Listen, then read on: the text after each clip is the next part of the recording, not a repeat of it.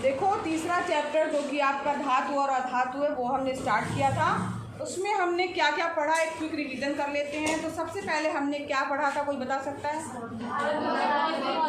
धातुओं के भौतिक गुणधर्म, है ना, जिसमें कि एक क्वेश्चन इंपॉर्टेंट बन के आया था धातु और धातु में अंतर, उसका डिस्कशन हम कर चुके हैं। देखो बच्चों, याद नहीं करना है आपको कोई चीज़, जैसे आप सोचो ना रट लें, हम उस चीज़ को रट ले फिर अटक अटक नहीं, दिमाग में रखना है कि हाँ धातु, अगर कोई पूछे कि धातु में क्या है तो उसके बारे में आप बता पाओ। देखते तो हो, आपको पता है कि उसमें चमक होती, चमकदार है, ठीक है, कठोर है, ठीक, उसका घनत्व ज़्यादा है। अब जब इतना कठोर है, ठोस है, तो उसका गलनांक क्वथनांक भी क्या होगा, ज़्यादा होगा, ठीक। और उसकी चद्दरें जो हैं वो बनाई जा सकती हैं। एल्युमिनियम फाइल आप देखते ही हो, चांदी का वर्क आपको पता ही है कि मिठाइयों में यूज़ होता है ना। तो कुछ लोग दांत वगैरह में सोने वोने के भी जो है वो पतली सी परत लगवाते हैं। तो वो सब दैनिक जीवन में आप देख रहे हैं, उसको रटना नहीं है, आपको क्या करना है, उसको जो है समझना है, ताकि आप उसको अपने शब्दों में बता पाओ। और क्या पॉइंट था, तार जो आप देखते हैं वो भी धातुओं की होती हैं, क्योंकि तन्यता उसका गुणधर्म होता है कि यानी उनको खींच के बढ़ाया जा सकता है, जिसको तन्यता का गुणधर्म कहा जाता है, यानी उनको तार के रूप में हम बना सकते हैं। धातुओं की बात कर रहे हैं हम। और क्या पॉइंट थे कि हाँ, वो टकराने पर, कठोर वस्तु से टकराने पर ध्वनि उत्पन्न करते हैं। दैनिक जीवन में आप घंटी तो देखते ही हो, बजाते हो, वाद्य यंत्र जो है उसमें तार जो है उपयोग किए जाते हैं, जो कि धातुओं के होते हैं। तो ये रटने वाली चीज़ नहीं, दिमाग में आपको होना चाहिए, कभी भी कोई पूछे तो आप उसको बता पाओ, ठीक। तो अपने शब्दों में भी उसको लिख लो, नहीं कि अभी आप सोच रहे हो और यार क्या था, पहला पॉइंट क्या था, चौथा पॉइंट क्या था, ऐसे कर रटते हैं ना बच्चे। रटने की आदत नहीं, समझने की आदत डालिए। फिर इसी का जस्ट अपोजिट क्या था, अधातुओं के बारे में था। और अधातुएं जो होती हैं वो उसका जस्ट अपोजिट था। तो धातु और अधातु में अंतर ही हम पढ़ चुके हैं, इसको दोबारा डिस्कस करने का मतलब नहीं है, ठीक। इसके बाद हमने क्या पढ़ा था, धातुओं के रासायनिक गुणधर्म, जो कि हमने कल पढ़े थे कि धातुओं के रासायनिक गुणधर्म क्या होते हैं। तो रासायनिक गुणधर्म में हमने यानी कि वो रासायनिक के प्रति किस प्रकार से अभिक्रिया करते हैं। तो धातुओं का रासायनिक गुणधर्म हमने 3 चीज़ों में पढ़ा था, 3 उनके गुण पढ़े थे। पहला क्या गुण था, ऑक्सीजन के साथ अभिक्रिया। तो धातुएं क्या होती है बच्चों, ऑक्सीजन के साथ जब अभिक्रिया करती हैं तो धात्विक ऑक्साइड बनाती हैं, ठीक है, धात्विक ऑक्साइड बनाती हैं। ये पहला हमारा पॉइंट था।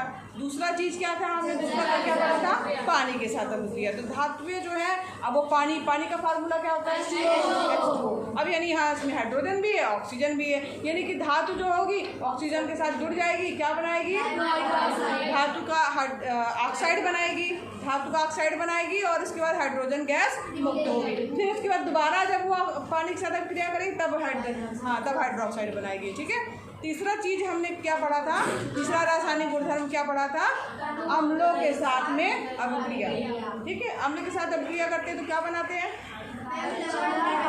लवण और हाइड्रोजन बनाते हैं। तो धातुएं जब अम्लों के साथ अभिक्रिया करती हैं तो लवण और हाइड्रोजन गैस बनता है, ठीक। 3 पॉइंट पे हमने धातुओं की रासायनिक गुणधर्म पढ़े थे। पहला ऑक्सीजन के साथ अभिक्रिया, दूसरा चांदी के साथ अभिक्रिया, तीसरा तन वाले के साथ, ठीक है। ये सबको समझ में आ गया। सब में आपका धात्विक ऑक्साइड बन रहा है, ठीक है। और पहले वाले में चूंकि ऑक्सीजन के साथ अभिक्रिया तो हाइड्रोजन है ही नहीं, तो हाइड्रोजन नहीं बनेगी। दूसरे वाले में पानी के साथ अभिक्रिया, हाइड्रोजन बनेगी। तीसरे वाले में क्या है, HCl या अम्ल के साथ अभिक्रिया है, तो इसका मतलब क्या हो रहा है कि एक जो भी बनेगा वो लवण बनेगा, Cl जुड़ जाएगा तो लवण के रूप में बनेगा, और साथ ही साथ जो है वो हाइड्रोजन गैस जो है वो मुक्त होगी, चाहे वो H2SO4 के साथ अभिक्रिया करे, चाहे वो HCl के साथ अभिक्रिया करे। धातुओं के रासायनिक गुण सबको समझ में आ गए, ठीक। अब सेम इसी तरीके से हम किसके बारे में पढ़ेंगे, अधातुओं के रासायनिक गुणधर्म के बारे में, कि अधातुओं में क्या क्या रासायनिक गुणधर्म जो है वो होते हैं, यानी कि अधातुएं जो है किस तरीके से जो है वो अभिक्रिया करती हैं। अब यहाँ पर धातुओं के रासायनिक गुणधर्म में सबसे पहला हमने धातुओं के लिए क्या पढ़ा था, ऑक्सीजन के साथ अभिक्रिया, है ना। तो उसी तरीके से अब हम धातुओं के साथ भी ऑक्सीजन की अभिक्रिया पढ़ेंगे कि ऑक्सीजन जो है, धातुएं जो होती हैं वो ऑक्सीजन के साथ में किस प्रकार से अभिक्रिया करती हैं। तो यहाँ पर धातुएं जो होती हैं ऑक्सीजन के साथ जो है इसकी अभिक्रिया कैसे होगी, अधातुएं ऑक्सीजन के साथ कैसे अभिक्रिया करेंगी। तो अधातुएं ऑक्सीजन के साथ अभिक्रिया करके अम्लीय या उदासीन ऑक्साइड बनाएंगे। उसमें भी बना था ऑक्साइड, लेकिन इसमें अम्लीय या उदासीन, जैसे कार्बन है ऑक्सीजन के साथ अभिक्रिया करके कार्बन डाइऑक्साइड जो कि अम्लीय प्रवृत्ति का होगा, सल्फर डाइऑक्साइड अम्लीय प्रवृत्ति का होगा, ठीक है। लेकिन हाइड्रोजन जब ऑक्सीजन के साथ क्रिया करेगा तो पानी बनाएगा। पानी अम्लीय नहीं होता, उदासीन। ठीक है, तो यहाँ पर अम्लीय या उदासीन जो है वो बनाते हैं। तो अधात्वीय प्रकृति में सहसंयोजक होते हैं, अर्थात वे इलेक्ट्रॉनों के सहभाजन से बनते हैं। और अधातुओं के ऑक्सीजन के साथ जब क्या बनेगा, अम्लीय ऑक्साइड बनेगा, और जो कि जल में घुल करके अम्ल का उत्पादन करते हैं। यानी कि उसको जब हम पानी में घोलेंगे तो अम्ल के रूप में वो आएगा। ठीक है, तो यहाँ पर समझ में आया सबको कि अधातुएं जो है वो क्या कर रही हैं, आपकी अधातुएं जो है ऑक्सीजन के साथ अभिक्रिया करके अम्लीय ऑक्साइड बना रही है। क्या बना रही हैं? ठीक, कुछ उदासीन भी हैं। जैसे उदासीन में आपको याद रखना होगा क्या है, पानी। H2 पानी के साथ अभिक्रिया करने पर H2O बनाएगा जो कि उदासीन है। बाकी जो है वो क्या बना रहे हैं आपके, अम्लीय ऑक्साइड। ठीक,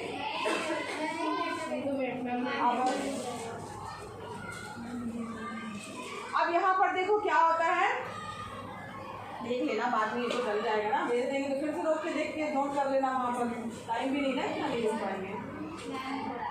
अब यहाँ पर अगर हम बात करें कार्बन ऑक्सीजन जो है अगर क्रिया करता है तो यहाँ पर जो है कार्बन डाइऑक्साइड बन रहा है। ठीक, जो कि क्या है, अम्लीय ऑक्साइड है। और ये कार्बनिक अम्ल बनाने के लिए जो है वो पानी में घुल जाता है। यानी कार्बन की जब ऑक्सीजन के साथ अभिक्रिया हुई तो क्या बना, कार्बन डाइऑक्साइड, C+O2 CO2 बना, जिसको कार्बन डाइऑक्साइड बोला जाएगा।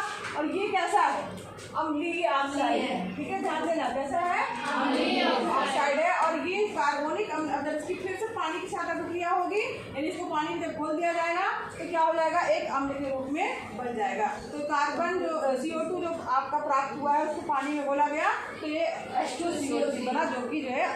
हाँ, अब यहाँ पर इसी तरीके से सल्फर की बात करें हम, ऑक्सीजन के साथ अभिक्रिया करेगा, सल्फर डाइऑक्साइड बनाएगा। ये कैसा है, अम्लीय ऑक्साइड है। और फिर ये पानी के साथ अभिक्रिया करेगा तो ये सल्फ्यूरस अम्ल बनाएगा। ध्यान देना, सल्फ्यूरस अम्ल H2 या 4 नहीं है, या 3 है। ठीक है, इसी तरीके से जब अगर हम कार्बन का अपूर्ण दहन करते हैं, अपूर्ण दहन का क्या मतलब होता है, उसको ऑक्सीजन की मात्रा पूरी नहीं मिल रही है, यानी ऑक्सीजन जब पूरा नहीं मिल रहा है तो ऐसे दहन को क्या कहा जाता है, अपूर्ण दहन कहा जाता है। इनसफिशिएंट जो एयर है उसके पास में, तब कार्बन ऑक्सीजन के साथ जुड़ करके कार्बन डाइऑक्साइड नहीं बनाता है। क्या बनाता है, अब ऑक्सीजन कम ही है उसके पास में, तो कार्बन डाइऑक्साइड में क्या होता है, उसका फॉर्मूला CO2, यानी ऑक्सीजन कितने हैं, 2। अब उसके पास ऑक्सीजन मिल नहीं रही है, कम मिल रही है, तो ऑक्सीजन कम हो जाएगी, यानी O कम हो जाएगा। O कम हो जाएगा तो ये क्या बनाएगा, CO, जिसको क्या बोला जाता है, कार्बन मोनोऑक्साइड। ठीक है, ये क्या है, एक उदासीन ऑक्साइड है। ठीक, सबको समझ में आ रहा है। अपूर्ण दहन जब होगा तो कार्बन मोनोऑक्साइड बनाएगा, जो कि आपका एक उदासीन ऑक्साइड है। अब जल जो एक उदासीन ऑक्साइड है, उत्पादित करने के लिए ऑक्सीजन के साथ हाइड्रोजन की अभिक्रिया होती है। जैसे पानी बन रहा है, आपका पानी बन रहा है तो जब हाइड्रोजन जो है ऑक्सीजन के साथ अभिक्रिया करता है तो क्या बन जाता है, H2O बनता है। ठीक, यहाँ संतुलित कर दिया गया है क्योंकि यहाँ पर अभी संतुलित नहीं, यहाँ पर 2H2 होगा। ठीक है, और यहाँ पर तब यहाँ पे आगे जो है 2 इसके अणु लगेंगे। तो यहाँ पर हाइड्रोजन जो है वो ऑक्सीजन के साथ अभिक्रिया करेगा और क्या बनेगा, पानी बनेगा। पानी कैसा है, उदासीन ऑक्साइड है। कैसा ऑक्साइड है, उदासीन है। ठीक है, बाकी अभी जो प्राप्त होते हैं वो क्या थे, अम्लीय ऑक्साइड। यहाँ पर जो ये पहला हमने पूरा पढ़ लिया कि निष्कर्ष क्या निकला कि जो भी अधातुएं हैं वो ऑक्सीजन के साथ अभिक्रिया करके क्या बनाएंगी, अम्लीय ऑक्साइड या उदासीन ऑक्साइड। ठीक है, पहला पॉइंट क्लियर सबको, पहला रासायनिक गुणधर्म क्लियर हो गया। किसके साथ में, अधातुओं के साथ में ऑक्सीजन की अभिक्रिया। अधातुएं ऑक्सीजन के साथ अभिक्रिया करके क्या बनाएंगी, अम्लीय ऑक्साइड या उदासीन। ठीक, उदासीन ऑक्साइड में पानी हो गया आपका। ठीक, बाकी और 2 उदाहरण है, उसमें से कोई से भी आप लिख सकते हैं। दूसरा हमने गुणधर्म पढ़ा था धातुओं में, क्या, पानी के साथ अभिक्रिया। अब पानी के साथ ये कैसे अभिक्रिया करते हैं, तो वास्तव में होता क्या है कि जो भी अधातुएं हैं वो पानी के साथ अभिक्रिया ही नहीं करती। अधातुएं जो है वो हाइड्रोजन गैस को विकसित करने के लिए जल या भाप के साथ अभिक्रिया नहीं करते। वहाँ हमने पढ़ा था कि जिसकी जैसी क्रियाशीलता होगी उस हिसाब से जो है वो ठंडे पानी के साथ में, अगर मान लो अधिक क्रियाशील है तो भैया उसको ठंडे पानी में वो क्रिया करने लगेगा अपने आप। जो थोड़ा सा कम क्रियाशील है वो क्या होगा, उसके लिए थोड़ा गर्म पानी चाहिए, ठीक, और कुनकुना पानी चाहिए। और कुछ जो एकदम थोड़ा बहुत ही सुस्त पड़ा हुआ है उसको भाप ना ज़्यादा चाहिए, यानी कि उसको भाप के साथ भाप में अभिक्रिया करेगा। तो ये उसकी अभिक्रियाशीलता पर निर्भर करता था। मगर इसमें क्या है, धातुएं जो होती हैं वो हाइड्रोजन गैस और वो पानी के साथ अभिक्रिया करके धातुएं क्या बनाते थे, नाइट्रिक ऑक्साइड और हाइड्रोजन गैस बनता था ना पुराने में। जो धातुओं की हम बात कर रहे हैं, हम कंपेरिजन करके चल रहे हैं। मान लीजिए आ गया कि उनके रासायनिक गुणधर्मों की तुलना कीजिए तो आप उसको भी लिख पाओ, और समझने के लिए भी सही है कि आप दोनों को लेके चलोगे तो आपको याद रहेगा। हाँ, अब यहाँ पर देखो, इसका मतलब है कि ये इसके साथ में अभिक्रिया नहीं करेंगे, ठीक है। अब धातुएं इलेक्ट्रॉन का त्याग करके हाइड्रोजन आयन का ह्रास कर हाइड्रोजन गैस उत्पादित नहीं कर सकते हैं, इसलिए धातुएं जो हैं वो पानी के साथ अभिक्रिया नहीं करेंगी, ठीक है, समझ में आया। अब यहाँ पर जो है, अब तीसरा पॉइंट क्या है, अब हमारा दूसरा निष्कर्ष क्या निकल के आया कि धातुएं जो पानी के साथ अभिक्रिया कर रही थी, हाइड्रोजन गैस बन रहा था, धात्विक ऑक्साइड बन रहा था, लेकिन अधातुओं के लिए क्या है कि वो क्रिया ही नहीं करेंगी। क्यों? क्योंकि उसमें हाइड्रोजन आयन जो है वो छोड़ने की क्षमता जो है वो नहीं है, हाइड्रोजन गैस बनाने की क्षमता नहीं है, ठीक। अब तीसरा पॉइंट था हमारा, धातुएं जो है अम्लों के साथ अभिक्रिया, लवण बना रहे थे और क्या बना रहे थे, हाइड्रोजन गैस। अब इसमें क्या होगा कि तनु अम्लों के साथ अगर हम अधातुओं की अभिक्रिया की बात करें, कि तनु अम्ल जो है अधातुओं के साथ कैसे अभिक्रिया करते हैं, या धातुएं तनु अम्लों के साथ अभिक्रिया कैसे करते हैं, तो कोई अभिक्रिया नहीं करते हैं। क्यों नहीं करते हैं?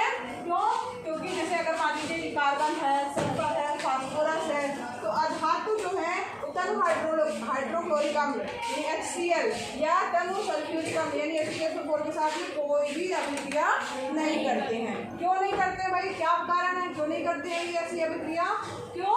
क्योंकि जो है अम्ल के हाइड्रोजन आयनों को विस्थापित करके उन्हें हाइड्रोजन गैस में बदलने में इनकी क्षमता नहीं होती, ये असमर्थ होते हैं कि हाइड्रोजन आयन को अलग कर दें और हाइड्रोजन गैस अलग बन जाए। क्यों? ऐसा कारण क्या है इसका कि क्यों ऐसा नहीं कर सकते? क्योंकि जो अधातुएं हैं वो स्वयं ही एक इलेक्ट्रॉन स्वीकार करते हैं, यानी उनको खुद ही इलेक्ट्रॉन चाहिए, तो क्या दूसरे को देंगे? तो मौजूद हाइड्रोजन आयन को इलेक्ट्रॉन नहीं दे सकते हैं, जिससे उनका ह्रास होकर के हाइड्रोजन गैस उत्पादित होना संभव नहीं हो सकता है। यानी इसके कारण वो हाइड्रोजन जो है वो गैस नहीं निकाल सकते हैं, इसलिए वो अम्लों के साथ अभिक्रिया नहीं करते हैं, ठीक है। अब इसी में कुछ थोड़ी सी चीज़ें हैं, जैसे लवण विलयन जो है उनके साथ में कैसे अधातु की अभिक्रिया होगी। अगर मान लीजिए कोई लवण विलयन है तो अधातु जो है उनके साथ में किस तरीके से अभिक्रिया करेंगे। तो यहाँ पर देखिए कि एक अधिक अभिक्रियाशील अधातु लवण विलयन से, अगर मान लो कोई अभिक्रियाशील है अधातु है, तो लवण विलयन में से एक कम अभिक्रियाशील अधातु को विस्थापित कर देगी, जिसको हमने विस्थापन जो है अभिक्रिया में पढ़ा था। जैसे सोडियम ब्रोमाइड है, क्लोरीन के साथ अभिक्रिया कर रहा है। हमने कई बार बताया आपको कि सोडियम क्लोराइड की पक्की दोस्ती होती है, क्लोरीन जो है तगड़ा है और ये जो है उसके साथ वाले सबको विस्थापित करके सोडियम के साथ जुड़ जाएगा, तो सोडियम क्लोराइड बनेगा। इसमें हो क्या रहा है कि इस अभिक्रिया में अधिक अभिक्रियाशील क्लोरीन क्या है, अधिक अभिक्रियाशील किससे, ब्रोमीन से। ब्रोमीन से ज़्यादा अभिक्रियाशील है, तो इसको क्या कर दे रहा है, विस्थापित कर दे रहा है। विस्थापन अभिक्रिया पढ़ी है ना, तो ये विस्थापित कर दे रहा है, तो यहाँ पर अधातु को उसके विलयन से विस्थापित कर देता है।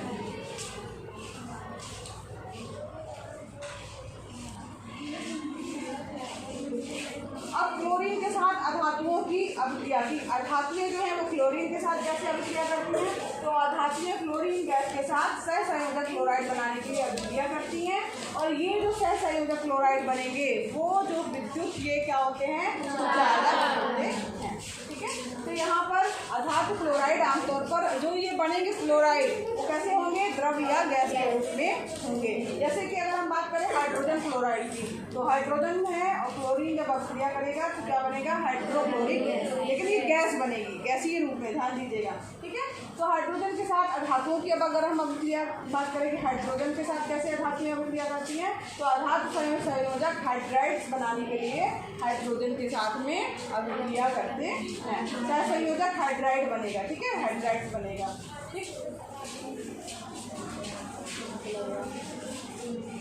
जैसे अगर हाइड्रोजन और सल्फर मिल गया तो हाइड्रोजन सल्फाइड बनेगा।